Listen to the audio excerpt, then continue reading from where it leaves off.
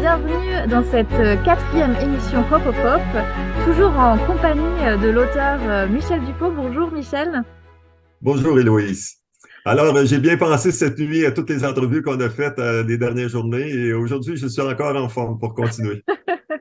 Alors, cette quatrième émission, ça sera la suite de la dernière qui portait justement sur le Québec et puis ce qu'elle pouvait porter comme valeur ou comme inspiration pour aujourd'hui, pour nous aujourd'hui et pour justement faire émerger ce nouveau monde. On a parlé notamment beaucoup de la culture pacifique, de l'art de la paix. On est revenu notamment sur les cercles sacrés et également sur le traité de Montréal, un traité peu connu mais qui est une œuvre d'art diplomatique entre les Amérindiens et puis les nouveaux Français. Mais c'est pas terminé, en fait, on n'a pas eu assez d'une seule émission pour justement mettre en lumière quelques-uns des événements majeurs du Québec. Là, tu vas revenir sur une bataille légendaire, qui est la grande bataille de Carillon. Et tu vas aussi nous expliquer pourquoi elle est méconnue, voire pas connue du tout, même des Québécois. Qu'est-ce qui s'est passé historiquement? Pourquoi cette partie, ce pan de l'histoire du Québec a été ensuite masqué voilà, masqué même au peuple québécois. Je te laisse entrer dans la bataille du Carillon. Oui, alors, il faut retourner à l'époque de la Nouvelle-France. La Nouvelle-France a commencé en 1600 et elle s'est terminée en 1760, donc environ 150 ans. C'était l'époque de la Nouvelle-France. Donc, un an avant la fin de la Nouvelle-France, il y a eu une bataille où, cette fois-là, c'était on pourrait dire les Franco-Québécois qui voulaient empêcher les Américains d'envahir la Nouvelle-France, donc de se rendre jusqu'à Québec. Ils ont arrêté justement les Anglais. On pourrait peut-être plus parler des Anglais que des Américains, parce que même les Américains étaient sous domination de l'Angleterre. Donc, ils ont voulu envahir cette région-là et les troupes ont voulu justement, se sont réunis ensemble pour arrêter les Britanniques. Ce qui est surprenant, c'est que ils étaient 5 fois moins de soldats français que de soldats britanniques. Et malgré le fait qu'il était 5 fois moins, ils ont réussi à bloquer et à gagner la guerre contre eux. Et il y a eu 5 fois moins de gens qui sont décédés sur le côté du Québec. Il y en a eu 5 fois plus sur le côté des Anglais. Et les Anglais, ils n'ont pas eu le choix face à ça. Cette résistance-là incroyable, ils n'en revenaient pas. Ils ont décidé de se retirer et de s'enlever. D'ailleurs, c'est la seule bataille vraiment qui a eu lieu à cet endroit-là, parce que c'est un fort qui s'appelait le fort Carillon. Donc, cette bataille-là, aujourd'hui, quand certains historiens en parlent, ils disent, bon, ils étudient complètement tout l'aspect stratégique. Il y a eu telle chose au niveau stratégique, au niveau tactique, il y a eu telle erreur ici. Mais personne ne parlait de l'aspect spirituel, parce qu'il y a eu un aspect spirituel qui était très important. Et cet aspect spirituel-là a été apporté par l'auteur Pierre Lassalle. Pierre Lassalle, il est venu souvent au Québec. Même pendant des années, il habitait plusieurs mois au Québec. Et il s'est beaucoup informé sur l'histoire du Québec. Et il a découvert cette bataille Carillon-là. Et il a compris c'était quoi tout l'aspect spirituel qu'il y avait derrière ça. Alors, disons, pour essayer de résumer ça, c'est les soldats qui étaient les soldats français, ce qu'ils faisaient, c'est simple, ils défendaient le Nouveau Monde. Ils défendaient le Nouveau Monde et probablement que les Britanniques, quand ils sont arrivés, c'est pas vraiment le Nouveau Monde qu'ils voulaient. Donc, ils ont été freinés. Et on dit qu'il y a eu un apport qui est difficile à comprendre, mais il s'est passé quelque chose de spirituellement très important. D'ailleurs, le drapeau qui était utilisé était le drapeau de Marie, la Vierge Marie. Eux, c'est le drapeau qu'ils avaient lorsqu'ils ont défendu la Nouvelle-France à la bataille de Carillon. Et on dit qu'il y a eu une intervention très particulière. Pierre Lassalle nous parle de cette intervention-là de Marie qui a aidé la situation pour qu'on puisse justement défendre la Nouvelle-France, ce nouveau monde-là. Et c'était vraiment une bataille qui est spéciale. C'est intéressant parce qu'un an plus tard, c'est-à-dire un siècle plus tard, dans un défilé de la Saint-Jean, parce que la Saint-Jean, c'est le saint patron des Québécois, Saint-Jean-Baptiste. Et durant le défilé de la Saint-Jean, un an plus tard, on a ressorti le drapeau de Carillon Pendant un an, il avait été complètement comme effacé, caché. On a ressorti ce drapeau-là de Carillon. Et un an plus tard, donc un an, on sort le drapeau de Carillon, et un an plus tard, c'est le drapeau du Québec qui a été officialisé. Donc, le drapeau tel qu'on le connaît aujourd'hui. Vraiment, il y a quelque chose de vraiment particulier qui s'est passé. Entre le drapeau de Carillon et l'inauguration officielle du drapeau du Québec, c'est exactement 2 siècles qui s'est passé. Donc, cette bataille de Carillon-là, lorsqu'elle a eu lieu, eh bien, justement, ça a permis de défendre le Nouveau Monde.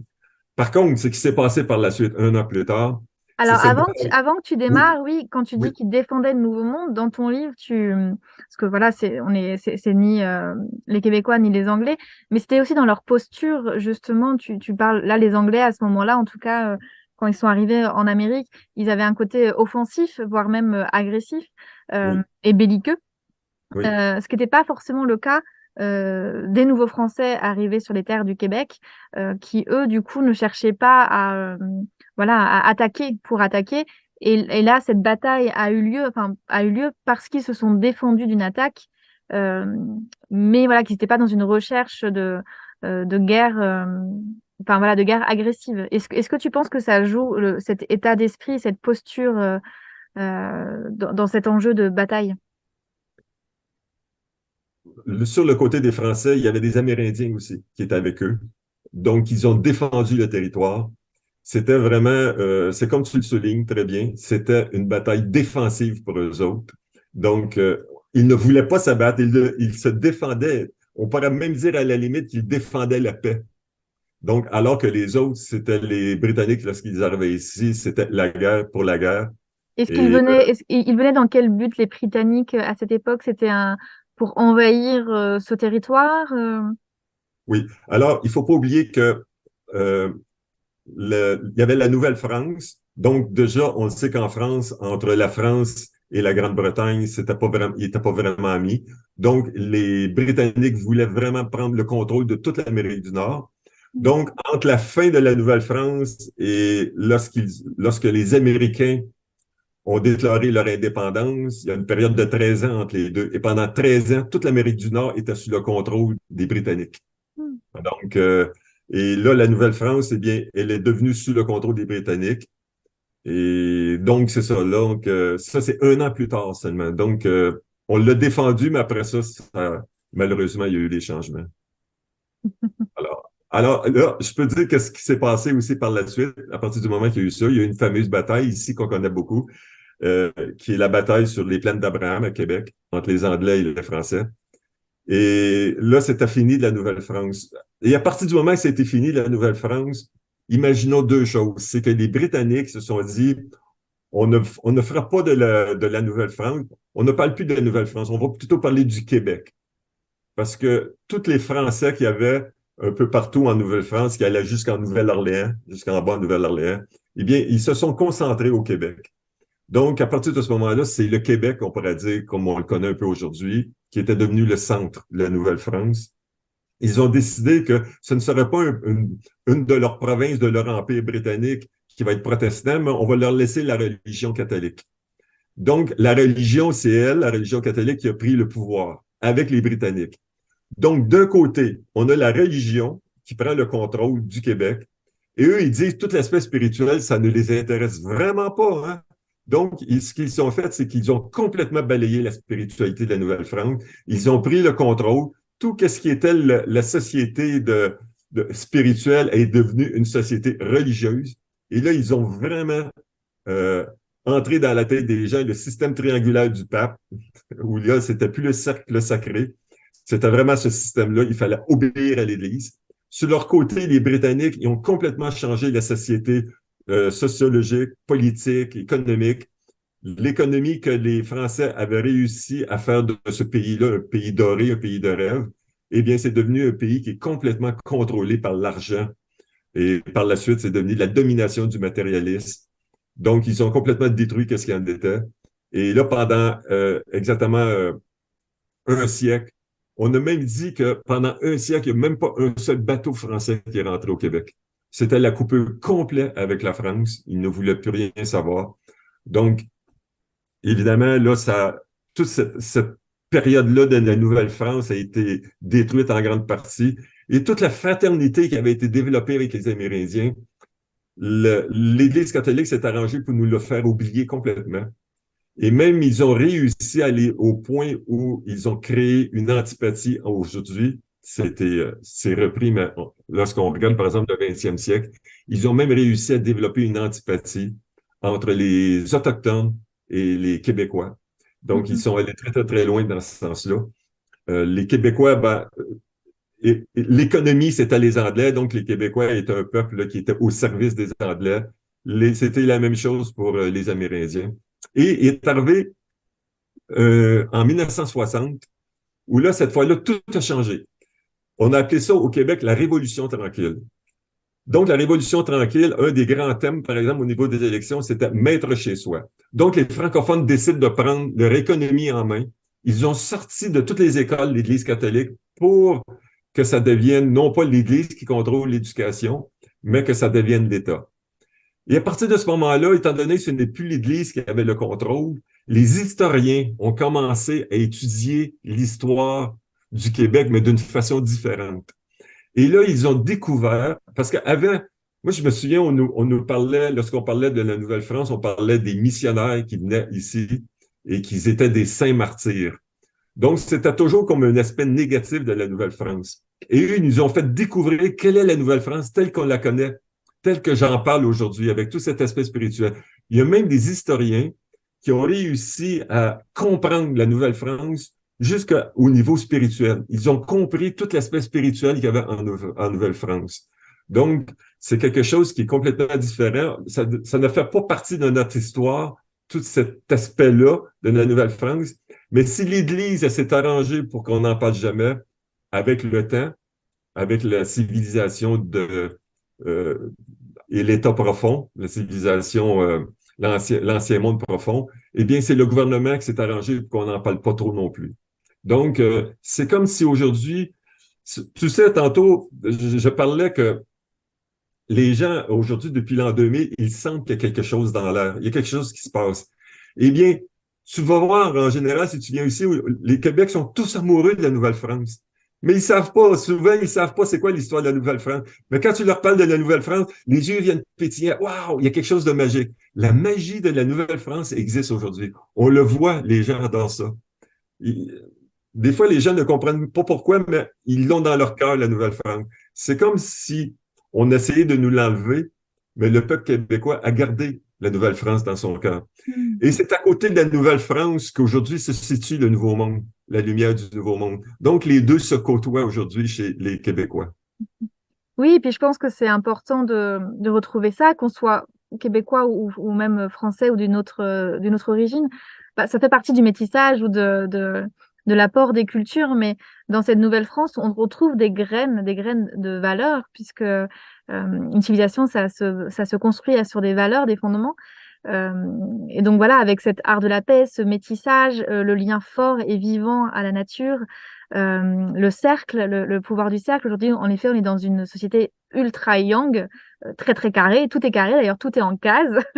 On doit cocher plein de cases tout le temps, que ce soit dans l'administration, etc. Voilà, tout ça, ou sur les ordinateurs, voilà, etc. On est toujours dans des cases, dans des smartphones, dans des écrans. Mais donc voilà, les maisons sont carrées, voilà, etc. Enfin, tout est en cases. On appelle ça même les boîtes, les entreprises dans lesquelles on travaille. Donc c'est vraiment le carré qui prime, plus le triangle, là, comme tu disais, dans le fonctionnement hiérarchique de la société, qui écrase les peuples, hein, parce que là, aujourd'hui, je pense on peut le dire, hein, c'est important de ne pas mâcher ces mots, mais les peuples sont complètement écrasés dans ces systèmes-là.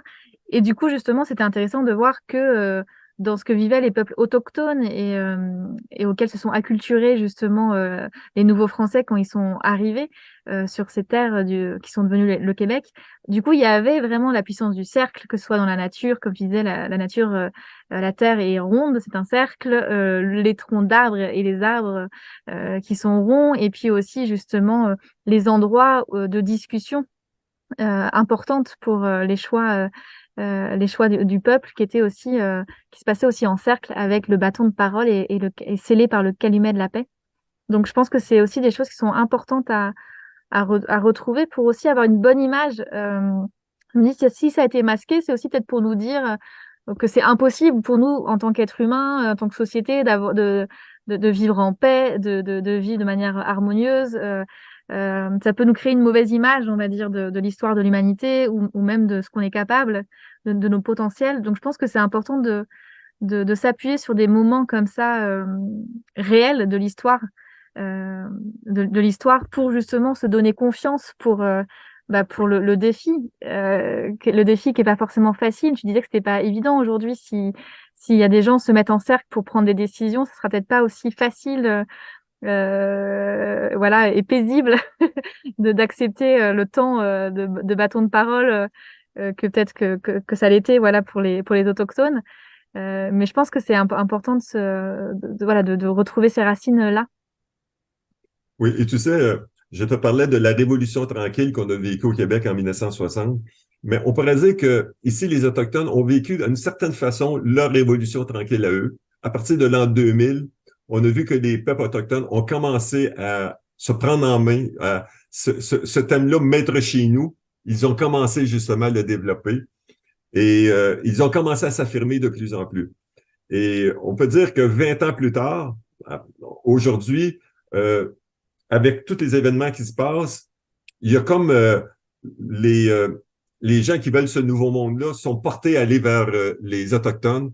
Et il y a une ouverture maintenant chez les Autochtones. Depuis 20 ans, ils ont créé justement, ils ont eu cette, eux autres aussi, ils ont été, on leur a fait la vie difficile. Pendant 20 ans, ils l'ont soulevé et tout. Et aujourd'hui, on sent qu'ils commencent peut-être à se libérer de ça, comme nous, on s'est libérés.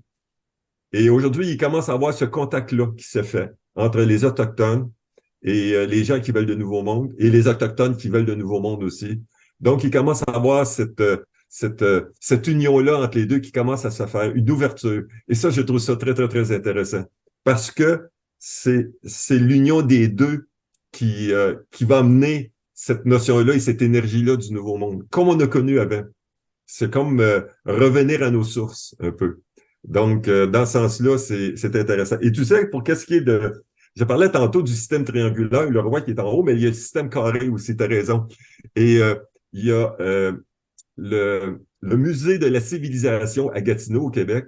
Il a été construit par un architecte qui était autochtone. Et cet architecte-là autochtone, si tu le vois, le musée, il y a aucun endroit qui a un carré, qui a un coin. Donc, le musée, il est tout ondulant comme ça. C'est très, très, très beau. Et quand tu te promènes dans le musée, tu vois tout ondule comme ça. Parce qu'il voulait éviter qu'il y ait un coin. Pour les Autochtones, un coin est un endroit où, justement, les forces du mal vont se cacher. Hein? Donc, ils évitent qu'il y ait un coin absolument. C'est pour ça que tout est rond. Le tipi est rond, le cercle sacré est rond, tout est rond chez eux. Donc, ils évitent justement ces coins-là. Nous, on est dans une civilisation où des coins, Il y en a partout. c'est plein de coins. Le triangle, c'est des coins. Le carré, c'est des coins. Donc, donc ça, c'est un des attraits qui est intéressant aussi de voir cette... et tu sais, à partir du moment qu'on s'intéresse au nouveau monde, on s'intéresse à la nature. Et en même temps, on va vers les êtres qui vivent dans la nature. J'ai rencontré des montagnais, par exemple, ici, où ces gens-là, euh, ils parlent montagnais, ils parlent français. Il y a même des montagnais qui parlent français avec un accent montagnais. Il n'y a rien de plus beau au monde qu'entendre ça, cet accent-là montagnais. Et l'été, ils sont ici, dans la vallée du Saint-Laurent pour les touristes. Et l'hiver, ils partent tout de suite en forêt tout l'hiver et là, on les perd complètement. Après ça, ils reviennent l'été pour les touristes. Alors, il y a encore une culture ici autochtone qui est encore très, très, très riche, mais qui est méconnue. Lorsque j'étais guide accompagnateur, les touristes français venaient ici, je leur expliquais, c'est dommage parce que l'industrie, on n'a rien développé avec les Autochtones. Les gens, on pourrait vivre la vie des Autochtones. J'en parlais avec les montagnais, ils disaient oui, on pourrait le faire, mais il n'y a rien qui fait que ça se développe. On pourrait venir ici au Québec, aller passer une semaine de temps avec les Autochtones dans la forêt, trapper, essayer de trouver nous-mêmes notre nourriture, dormir sur un lit de branches, etc. Tu comprends? Donc, c'est un peu l'avenir qui se présente, moi, je trouve, pour le Nouveau Monde. Mais évidemment, c'est pas tous les Français qui ont choisi le Nouveau Monde, comme c'est pas tous les Autochtones. Mais ceux qui le choisissent, waouh, juste à y penser, je trouve ça fantastique de collaborer ensemble pour créer quelque chose de nouveau. Oui, bah, je pense que dans le Nouveau Monde, il y a cet aspect cosmopolite qui est vraiment important. Euh, Oui, et ça, je trouve que le métissage est un début, ou en tout cas une porte aussi pour ce cosmopolitisme. oui, oui, oui, tout à fait, tout à fait. Toutes ces nations-là, au Québec, on reçoit beaucoup de gens et qui viennent de tous les pays du monde. Et il n'y a rien de plus extraordinaire que de se retrouver des gens de toutes ces nations-là, où on se retrouve ensemble et on a un dénominateur commun, c'est le Nouveau Monde. Alors, chacun apporte quelque chose de spécial. T'as quelqu'un qui peut venir d'Algérie, du Maroc, de Chine, peu importe. Et ensemble, on dit, bon, mais ensemble, on va essayer de bâtir le nouveau monde. Dans ce sens-là, c'est très intéressant et c'est différent de la mondialisation, où la mondialisation, tout est concentré sur l'élite qui est en haut. Alors là, cette fois-là, ce n'est pas ça du tout.